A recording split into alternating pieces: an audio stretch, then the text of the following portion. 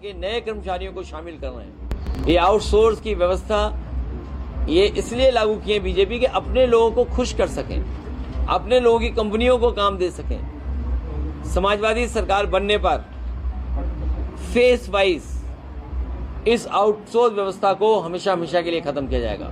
Outsource की व्यवस्था खत्म होने से पक्की नौकरी, सरकारी नौकरी खत्म होती है और आरक्षण खत्म होता है।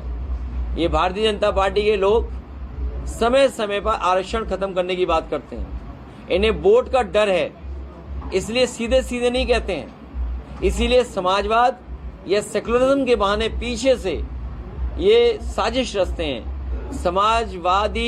समाजवादी व्यवस्था जहां हमें संविधान बाबा साहब भीमराव अम्बेडकर जी सामाजिक न्याय के लिए आरक्षण और आर्थिक गैरबराबरी को दूर करने के लिए सोशलिज्म, दोनों तरह की आर्थिक और सामाजिक गैरबराबरी को दूर करने के लिए जो समाजवादी व्यवस्था लागू की है उसके खिलाफ ये लोग हैं। इसीलिए समय समय पर ये सोशलिज्म के खिलाफ बोलते हैं, जो नवाजवादी बोलते हैं, जो डी कंपनी बोलते हैं। सच्चाई तो ये है, नवाजवादी लोग बोलने वाले जब उनकी पार्टी की स्थापना हुई थी तो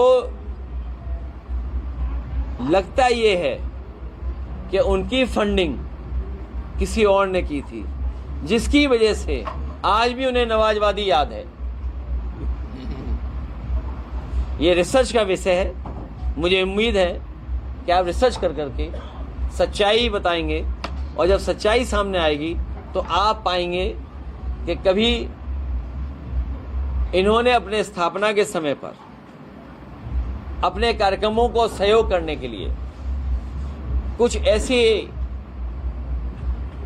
लोगों का साथ लिया था, वो अभी तक नहीं भूल पा रहे हैं। और जहां तक आजमगढ़ के लगाव की बात है, बीजेपी के लोग दबे ही जवान से कहते हैं कि कहां हमें मुख्यमंत्री थोप दिया दूसरी पार्टी का।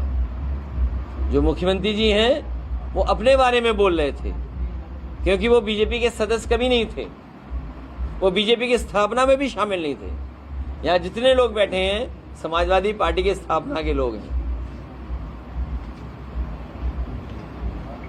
सर, आज आप आजमगढ़ में आए हैं, इतना जो पूर्वांचल का एक भव्य कार्यालय का उद्घाटन किया और मंच से आपने पीडीए भवन का नाम भी रख दिया, तो सर इसको लेकर बहुत से लोगों के बहुत सुझाव थे। पीडीए भवन में जहां आजमगढ़ के जितने भी महापुरुष हुए हैं, जिन्होंने समय समय पर आजमगढ़ और समाज को दिशा दी है, उन सभी लोगों को याद करते हुए पेंटिंग के रूप में या उनके प्रतिमा के रूप में इस पीडीए भवन में, इस पीडीए परिसर में उनको भी सम्मान देने का काम हम लोग करेंगे। हुआ था ओम प्रकाश राजभर, इसको लेकर ओम प्रकाश राजभर भी कंफ्यूज दिखाई दे रहे हैं और लोग भी कंफ्यूज। इसका मतलब क्या है? किसका?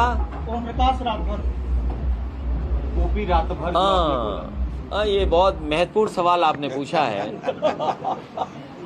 इसको जानने के लिए आपको एक कलम और कागज उठाना पड़ेगा और थोड़ा अपनी ही खबरों को दोबारा देखना और पढ़ना पड़ेगा।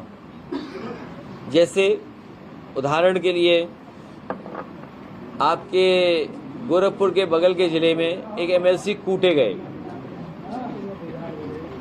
एक आईएएस जो मुख्यमंत्री के बहुत खासम खास थे, जिन्हें जिम्मेदारी थी इंसेंटिव दिया जाए, वो इंसेंटिव नहीं मांग रहे थे, कमीशन मांग रहे थे। तो ये नए तरह की व्यवस्था है जहां इंसेंटिव ही कमीशन है। और कभी कभी ओसीएम ने डीसीएम के पत्र देखे और उन पर कोई कार्रवाई नहीं की। कलम उठाएं, कागज उठाएं और देखिए उनके अधिकारी कैसे परेशान हैं। पहले यहाँ ट्रांसफर, फिर यहाँ ट्रांसफर, फिर यहाँ ट्रांसफर, फिर यहाँ ट्रांसफर। ये उजाले में नहीं होते। प्रदेश कैबिनेट ने बड़ा निर्णय लिया है और जेपीएनआईसी को एनडीए के हैंडओवर कर दिया है। जो कमेटी थी उसको भी भंग कर दिया है। आज भी कैबिनेट में निर्णय लिया है। ये किसको दे दिया है? एनडीए को। वो एलडीए को इसलिए दिया होगा कि समाजवादी पार्टी को लेना आसान हो।